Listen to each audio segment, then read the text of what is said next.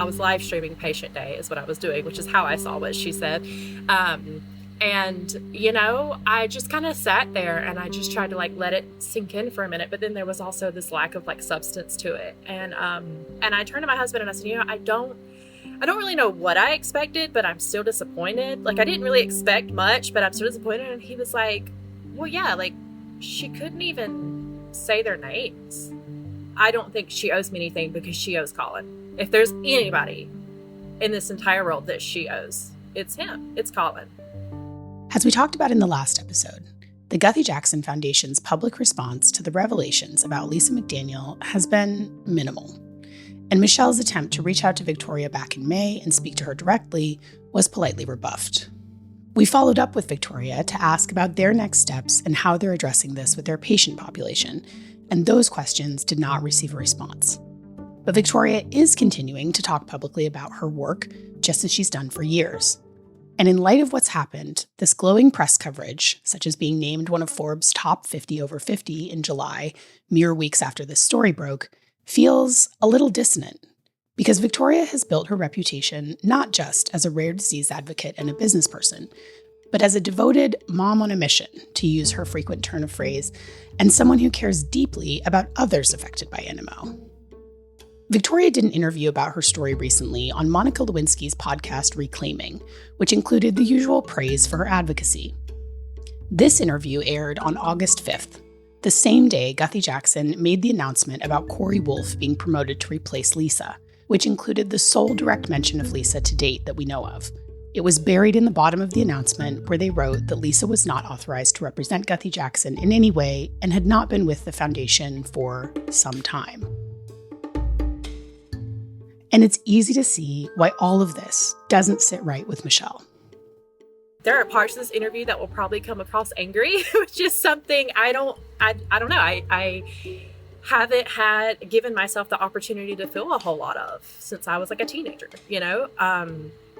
But it has, the anger has kind of struck me because you are 100% right. You know, like there is a lot she could do for Colin. And then, you know, to use his imagery to send, you know, a camera person to our house when I was a teenager and interview us and use him for their promotional material and then just act like he doesn't exist and just act like he never existed suddenly is just so... tone deaf is probably not a strong enough word, but it's the closest thing I have to it. And then, you know, on the other hand of that too, even if you want to remove, like, if you want to play devil's advocate and say, well, of course I'm going to feel that way. Like, this is personal for me. This is my brother. You know, there's no world in which I could remove my feelings from it, right? There's just not. When you have a person that claims to care so much about this community and wants to do everything she can, like that's her whole messaging, to find a cure for NMO, then why are you not questioning if this child had NMO and how that has affected your studies, how that has affected your community, how that has affected your research? Because you have at least one person now who could have potentially seriously negative impacted these numbers. This is something we've spoken about previously with experts, the unique impact that a perpetrator can have on the research of a rare disease because of the small sample size of the population. We believe Colin's blood was taken for the Guthy Jackson's biorepository, and Lisa herself, in addition to educating doctors about NMO, contributed to the research. Just last year, Lisa was one of the authors of a poster presentation, along with several others from Guthy Jackson, including Corey Wolf, Jacinta Benet, and Dr. Michael Yeaman, given at the American Academy of Neurology's annual meeting in 2024. The title of this presentation is Burdens of Neuromyelitis Optica Spectrum Disorder, Real-World Perspectives from Caregivers. The study was sponsored by GeneTech, a major biotech company that has donated more than $1.2 million to Guthy Jackson over the years. The fact that Lisa was so embedded in this community presents a pretty far-reaching scope of possible damage, because if one perpetrator hid in plain sight in your organization for over a decade, you cannot assume she's the only one. That's not even digging into like the people my mother brought in, you know, that could also be out here, have perpetrators as moms, you know. There are so many like layers to this that my mom negatively impacted their strategy, their numbers, you know, how they look at research, the things that, you know, didn't work for Colin which has worked for so many others. And so like, how much of that are they taking in? Right. And again, like you said, I am sure that Victoria took it in good faith. I am sure that she 100% believes that Colin died of NMO, but then finding out that there's even a possibility that he didn't, I just feel like should really dismantle things in your organization. And you should really look into how this has impacted us. And if you're really after a cure and you really care about this community, how are you not wanting to find those answers? How I don't understand how you claim to care and then you don't go looking for those answers. If you want to remove all the feelings out of it, at the end of the day, you should at least be looking at just the facts. Look at the facts, look at the reality of the situation and how much it's really negatively impacted your organization. One of the most chilling things about researching these cases over the last several years is the revelation that perpetrators are finding and learning from one another. And rare autoimmune diseases like NMO that are not widely understood and may have a constellation of unique symptoms from patient to patient make perfect targets. As Dr. Mark Feldman says, Munchausen by proxy is a crime of opportunity. Through her role at Guthy Jackson, Lisa was able to build a public-facing career centered on Colin's story. And while she's no longer working at the foundation, the impact of her long tenure there will take time to fully assess, let alone undo. People believe their eyes. That's something that is so central to this topic because we do believe the people that we love when they're telling us something. If we didn't, you could never make it through your day. I'm Andrea Dunlop, and this is Nobody Should Believe Me.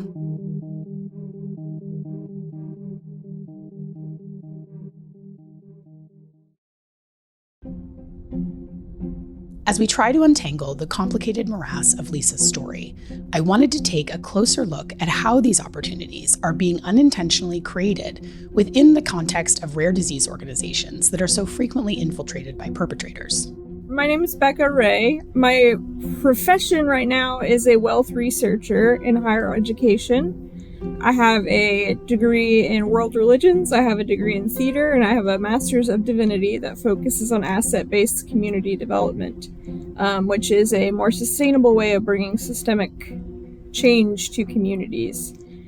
And I also live with a disability. I was born with cerebral palsy. And so the intersection of kind of my areas of research and my life experience is kind of what's brought me to this point. Bekah is a listener of the show, and when she reached out with some thoughts about the season, I was immediately struck by how helpful her unique perspective was about this story. Can you explain what a wealth researcher is? Right. So if you think about a university, for example, there are names on the buildings. There might be a plaque in the elevator or like named classrooms, and that all has to come from somewhere. And so every university has a fundraising department. And in more recent years, what's happened is those fundraising departments have research departments. So we are feeding the fundraiser's portfolio, almost like you would in sales when you're trying to find a targeted population.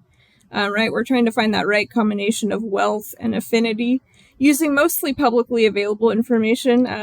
With the internet, you'd be surprised, when you accept terms and conditions, where your information ends up. But there's a lot of publicly available information like property holdings, or if you're a director of a company or stock holdings. And like we've been talking about family foundations, as it pertains to this show, right? And so there are all these kind of publicly available components you can look at to say, does this alumni seem like they would be a good donor?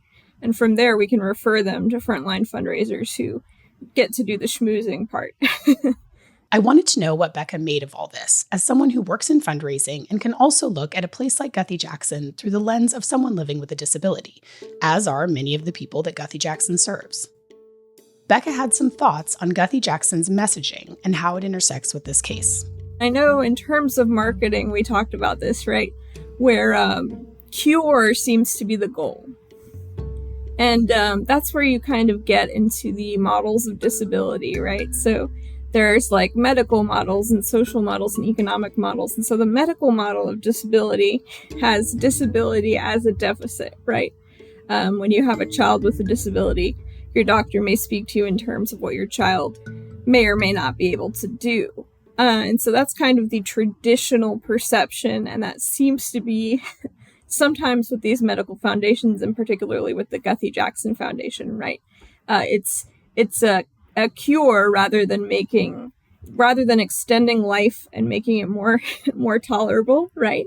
Advocacy campaigns frequently grab attention and emphasize the urgency of a cause by telling life or death stories, focusing on children's suffering and dramatic prognoses. And while this messaging can motivate donations, it can also unintentionally provide perpetrators with material they can co-opt. I think that kind of attitude makes it an easy segue for Munchausen perpetrators, because then the choices are death or a cure. It's kind of this dichotomy instead of saying, how do we extend life and extend quality of life? Because the Munchausen perpetrator often says, well, if we can't get a cure, then they're going to die. And those extremes lend themselves to this medical model of disability, because that medical model of disability can sometimes initiate this like parental despair. And that is psychologically normal most of the time. What's not normal is leveraging that for your own gain. And when it's used to gain money, right? I will say among the disability community, there are some people who say if there were a cure, they would take it. And there's some people who say that they would not. And so sometimes that can be controversial, especially when you're looking at, people who may have acquired a disability versus people who were born with it. But the main problem with simply focusing on a cure is that existing as you are with a disability is already perceived as a negative. Looking at it as a deficit instead of a mode of existence. And that may not change the fact that some disabled people would want a cure and some people wouldn't, but it's the kind of default mindset I think we have as humanity. People want to try to make that better. But what would make it better for disabled people is not if disabled people didn't exist, if disability didn't exist, right? That's where you get into the social model of disability, which says it's not the disability that's disabling. It's society being so ultimately inaccessible. Even though NMO largely affects adults, the caretaker narrative is pretty front and center for Guthy Jackson. Victoria's daughter, Allie, has spoken about her experience at Foundation events and co-wrote Saving Each Other with her mom, but Victoria is the most frequent public face of the organization. It's also notable that both members of the patient advocacy team, formerly Lisa and now Corey Wolf, her former co-director who has taken over her role, count being caretakers of children with NMO as their chief credential for the work. Corey previously worked as a doula and a massage therapist, and Lisa never had another job that we know of other than selling jewelry for an MLM. And to be clear, it's not wrong to include caretakers or give them resources, but anyone working with vulnerable patient populations, especially those including children, should be trained on Munchausen by proxy abuse, especially if you know you already employed a perpetrator. Both Mishelle and I offered to be a resource for Guthy Jackson on Munchausen by proxy, and they didn't take us up on it. And they declined to answer as to whether or not they were independently providing any training or resources to their community to ensure that this doesn't happen again. In Lisa's case, a more thorough background check would have prevented her from working there, but in the majority of cases, perpetrators have no criminal record. Given the lack of a direct response to the patient community about Lisa and some of the issues Bekah highlights about their messaging, it really stresses the importance of having diverse voices at the table. The common saying that originated with the disability rights movement was nothing about us without us, right? Because our instinct is to, instead of looking at disability as a spectrum, we kind of make some assumptions and think that, and people do this with other minorities as well, that we need to speak for them, right? And so this nothing about us without us, like when I look at the Guthy Jackson Foundation, I don't want to discount her experience as a caretaker because that is important. Personal experience is very important. But I think it when you look at the way the organization is structured, it is very much about us without us. Well, there are people who live with NMO working for Guthy Jackson. They're not present in leadership. are still times where I'll go out and people will address my family or whoever I'm with before they address me, and and a lot of people kind of have that experience. And so what you see in disability history is, especially for people who may be nonverbal, or have a different speech pattern, right, that there's a caretaker narrative as well. So, yeah, I've done some in-depth study on the cycle of grief and disability, because in college I had the chance to take a death in American culture seminar where I had the chance to really get deep into this topic, which is that disabled people are considered sociologically already dead. And what gave me that idea was I grew up in church, and I know, we talked about this some with the Sophie Hartman case. I mean, when you have a disability in the church, and I understand there are a lot of people with a disability who won't go to church because of this, people immediately offered to pray. I've had people come up to me in public, like in Cracker Barrel, and offered to pray for me. People offer to pray for you. People, well-intentioned people, will tell you, well, when you get to heaven, you'll be able to walk, right? And it's like, we know RFK made a big deal about it, right? What if they can't play football or go to prom or whatever? And so you grieve those expectations. And so what we see in disability studies is that there's a lot to make up for the fact that disabled people were depressed and institutionalized for so many years. We see positive psychology tries to make up for it in caregiver-focused narratives. And so it becomes, look at how strong this woman's sister is, that she has this disabled sibling, and it's made her such a good person, right? Or you can even see that when people are, take care of their parents that have cancer or someone who is aging, right? It suddenly reflects not the character of the person going through the disability, but the character of the people adjacent to them. And that's why another big proponent, going back to the nothing about us without us, right? Caring for others, including our family members, is important and often challenging work. It should be much, much more valued than it is. But this whole thing gets right at the heart of the deeply contradictory notions that we hold about motherhood. We simultaneously dismiss it and put it on a pedestal. Mothers are often told this is the most important job you'll ever have. But, it will be unpaid, unrecognized, and please don't expect your actual paying job to care about it. And while I was talking to Bekah, I kept thinking about Chalice, who came forward to speak about her former friend Sophie Hartman last season. She told us that when Sophie was in focus, she could believe that it had all been one big conspiracy against her. But as soon as the children came into focus, that illusion fell apart. Caretakers deserve recognition and support. But when they become the entire focus in illness and disability spaces, it can have the effect of erasing the patient. And it creates a prime opportunity for someone like Lisa. Well, the caregiver narrative, it shifts the focus, right? And so that the Munchausen perpetrator can shift the focus to make themselves the center of the narrative. And that's, psychologically, we know that's part of it, right? That they want that attention. And what I've been telling people when I tell them, when I first got into the podcast and I was like, I'm kind of in this Munchausen by proxy wormhole, and they were like, oh, that's interesting. And what I say is, because I would not, I'm proud of my experience and my survival and my identity, right? But I would not wish the things that I have to go through because of that on anybody else, right? Especially a child. If there is something that can be done so that someone younger than me with CP doesn't have to go through what I went through, that's great. And so it's funny, I used to say, if you can't handle having a disabled child, you shouldn't have children at all. But then you hear this podcast and you're like, oh, some people specifically want disabled children, and that's kind of icky.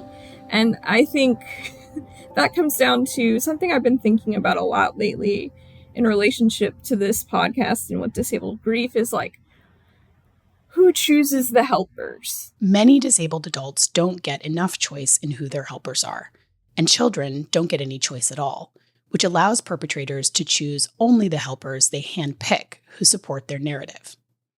Bekah has also been struck by the fact that so many perpetrators, including Lisa, who moved the family from Georgia to Alabama after she was reported by the hospital in Savannah, pick up and move across state lines. I have an existing support system here, and I have existing doctors that I like here. And so if I were to be in a situation where I have a doctor that I'm not pleased with on my team, right, I can get a second opinion, but I'm not going to up and move anywhere. And like, as an adult and as someone with CP who is verbal and not quite as cognitively affected as some, I have more of an ability to advocate for myself, and I still prefer to bring someone with me to doctor's appointments. And I was talking to my mom on the phone about this actually the other night, just going over surgery stuff. And she says, I just worry about the kids with CP who don't have anyone, speaking for them. And not in a pity sense, but because they are at the mercy of their parent. And so if they have a parent who, has Munchausen by proxy or is narcissistic in some way, they don't have control over who the helpers are. And some people, especially don't. If you're on Medicaid, like, sometimes you don't even get to choose your personal care assistant who is coming in and bathing you and dressing you every day.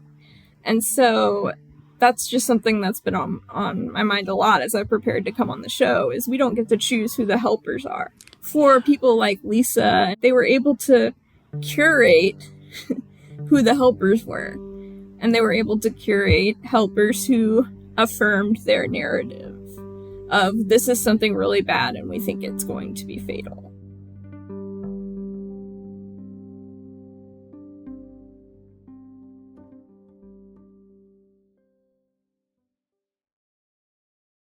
My close look at Guthy Jackson has led me to really reflect on the nonprofit that I founded several years ago, Munchausen Support, which B. Yorker is the current president of and which I still sit on the board of. Now, we don't have $80 million of funding, or any $1 million of funding. We pretty much operate on a shoestring budget with nearly everyone involved volunteering their time. But we grew unexpectedly fast. And while it's been wonderful to see how many people care, it's also given me an appreciation for how complicated this all is. Even when everyone has really good intentions, you don't always get things right. I asked Bekah from her perspective in both the nonprofit and disability spaces what she thought would make good next steps for Guthy Jackson or any similar organization who finds themselves in such a horrible situation. I think something that nonprofits have done before is we're going to bring in a consultant, right? And that can, of course, that costs a fee, right? But that tends to be the go-to solution with any nonprofit that ends up with a situation like this, is we're bringing in an external consultant to investigate. A good example, well, some people might say it's not a good example, but an example that I can think of off the top of my head is a nonprofit called the Preemptive Love Coalition, or that's what they were called before, and I'm blanking on what their new name is. But there had been reports of kind of emotional and spiritual abuse within that foundation, and external and as that was found out, external consultants were brought in, and they've had to restructure and rename the entire nonprofit in response to that. And it's going to be a big blow to donations and to your, for lack of better term, street cred in whatever community that you're in. But to be welcome to objective feedback instead of sort of just like gap filling with people who will go along with your narrative already. I think it's worth at least getting your board together if you haven't done that already, right? And then I think we talked about with the Cerebral Palsy Foundation, this is, again, my point of reference from my personal experience, but their board is a mix of, clinical practitioners, business people, and people with lived experience with cerebral palsy. And so, like, making sure that you are getting all sides of the story, that it hasn't become an about us without us situation. What's interesting about the Guthy Jackson Foundation is, like you said, the purpose of these foundations and funds is typically just to funnel money to that cause, right? Usually the people who have started the foundation, wherever that seed funding came from, part of the reason that wealthy people designate these funds is that they want to control like what causes it goes to, but they don't have time to to have their fingers in the pie. As Bekah alludes to here, Guthy Jackson is an interesting hybrid in terms of structure. Bill and Victoria donated a huge amount of money to seed the research, and Victoria talks about using that leverage to get researchers to collaborate with each other. But Victoria also presents herself as being extremely hands-on, writing in one of her books, quote, "We needed to find answers at the speed of life. I had to teach myself the basics of molecular immunology." And when it comes to recruiting people for their biorepository, Victoria talks about frequently making the ask herself. In her recent interview with Monica Lewinsky, she talks about offering makeup products to women in exchange for these donations, saying, "I'll give you a blush for your blood."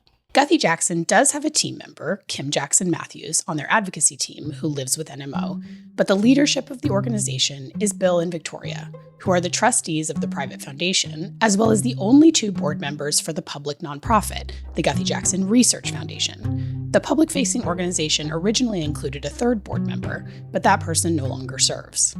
And though Bill and Victoria provided a large amount of the initial funding for all of the research, the plan was always to fundraise beyond that, which is why they established the public nonprofit. And as Victoria talks about at length, for fundraising, you need marketing. In her book, The Power of Rare, Victoria writes about the need to pull some heartstrings if you're going to get donations, writing, "I knew the power of empathy would be significant when it came to outreach for new and bigger funding sources. And there's nothing more effective at pulling on people's heartstrings than a sick child."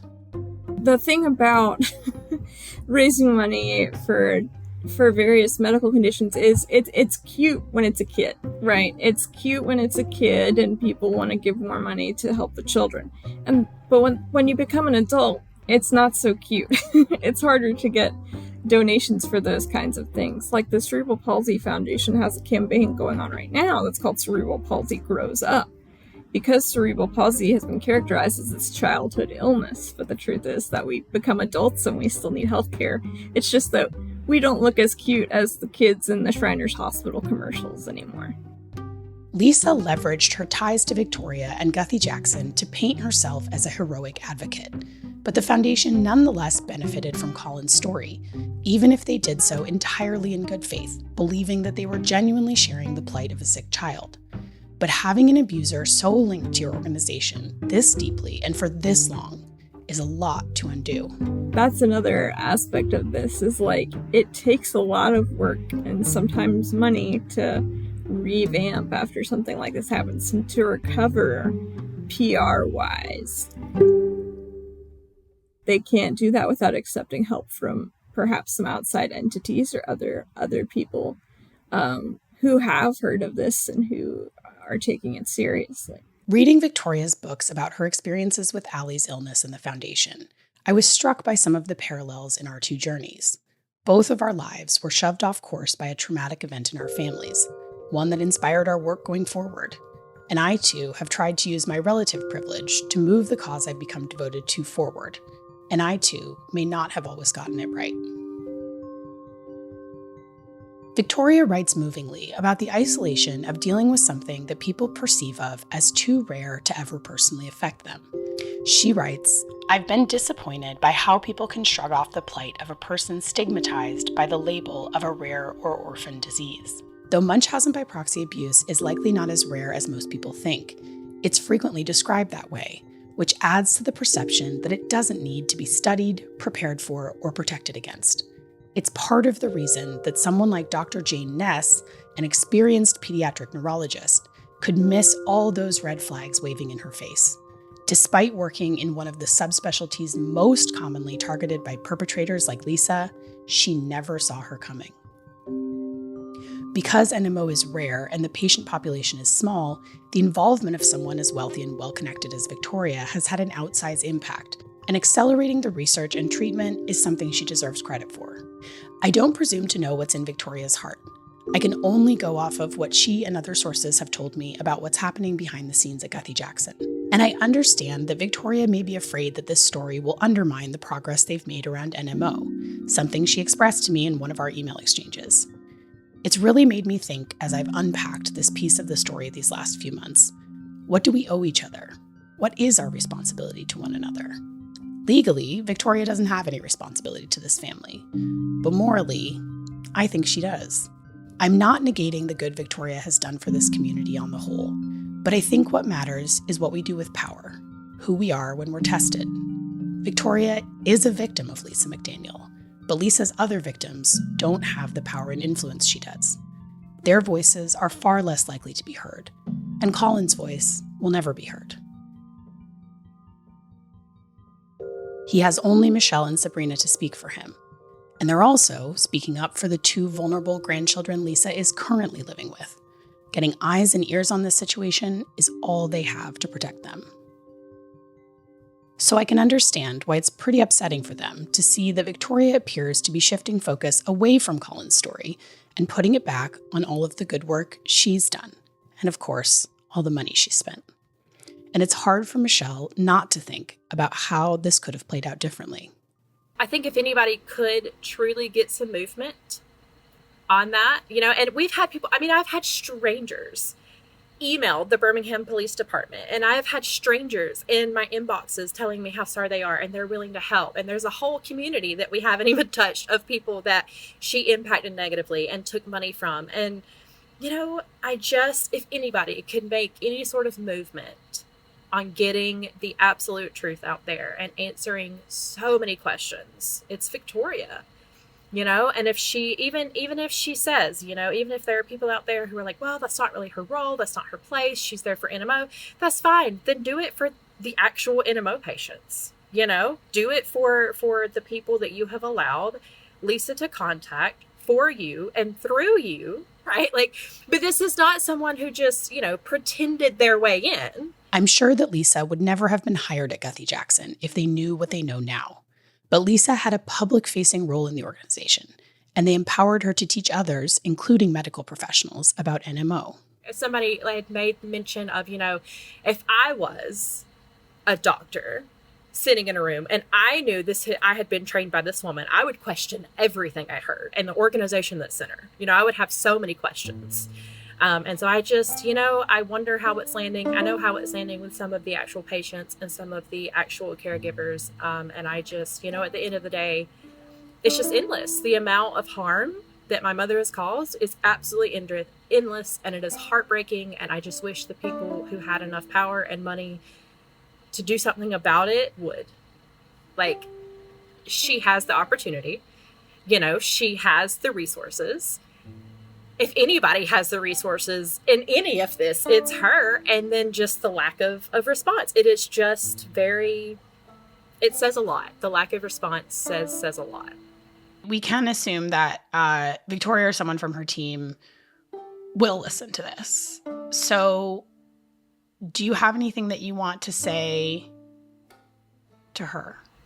At the end of the day, if you don't feel like you owe anybody else anything, not your community, not me, not Lisa, you owe Colin something. Because you used him.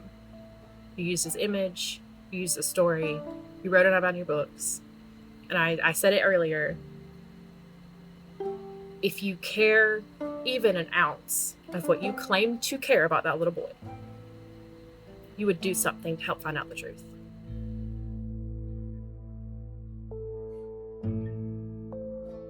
We have much more to say about this case as our reporting continues and people continue to come forward. There are people who want this story to go away, but we won't let that happen, will we?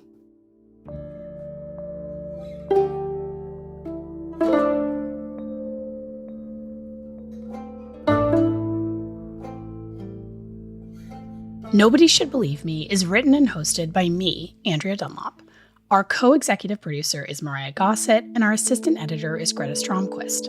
Fact-checking by Aaron Ajayi, music provided by Blue Dot Sessions, and administrative support from Nola Carmouche.